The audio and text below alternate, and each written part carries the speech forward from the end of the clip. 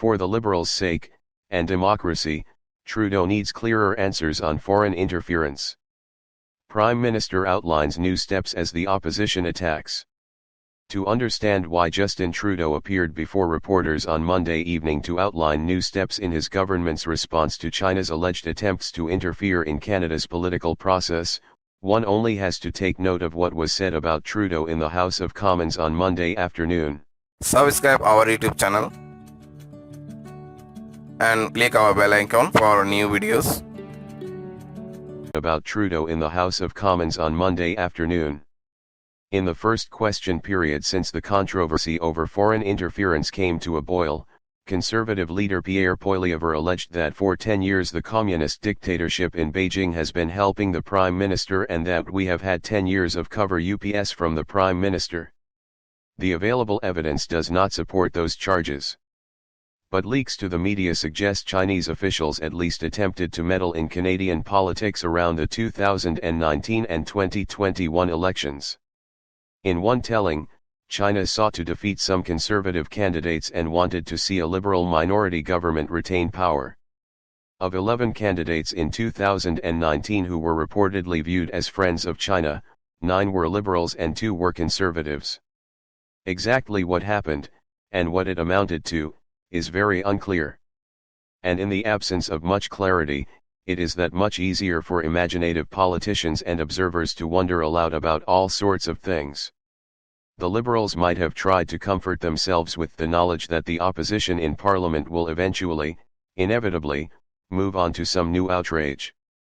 But the charges in this case are too serious not only for Trudeau's government, but for the fundamental question of public faith in Canadian democracy. Implied response. Until now, the government's response has been piecemeal and based more on inference than information. As Trudeau has noted, there are existing institutions charged with guarding against foreign interference, and an independent panel of senior public servants concluded in both 2019 and 2021 that there was no impact on the outcome of those federal elections. In an appearance before a House of Commons committee last week, the Deputy Minister of Foreign Affairs, the senior civil servant in the department, also cautioned against putting too much stock in any single piece of intelligence. Intelligence rarely paints a full or a concrete or actionable picture, David Morrison said. Intelligence almost always comes with a heavy caveat and is qualified in ways designed to caution consumers such as myself from jumping to conclusions, while at the same time helping us at least to gain a little bit more awareness. At one point, he was more blunt. Intelligence is not truth, he said.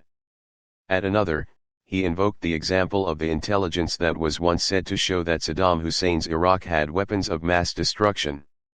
Not rushing off to war rhetorically, in this case on the basis of a few intelligence leaks, is probably wise.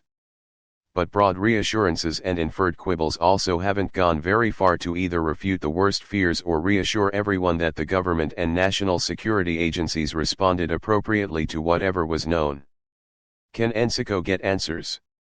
Trudeau's appointment of a special rapporteur and his appeal to the National Security and Intelligence Committee of Parliamentarians, NSICO, hold out at the least the possibility of going further.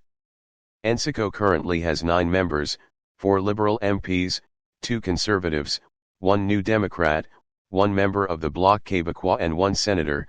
The Senate could add 2 more members. It meets behind closed doors and it is limited in what it can report publicly, but in this case its members have a chance to prove that parliamentarians can seriously grapple with a contentious issue and provide real accountability.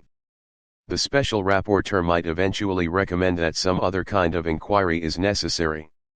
Regardless, either through NSICO or some other outlet, the government can show that it is capable of greater transparency. Even if there isn't the kind of cover-up that Poilievre envisions, the government and its security agencies might have real reasons to worry about disclosing too much about what was known or done.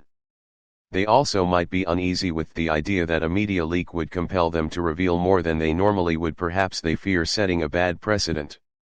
But those concerns have to be set against the risk that not being as transparent and direct as possible in this case will leave that much more room for doubt and suspicion.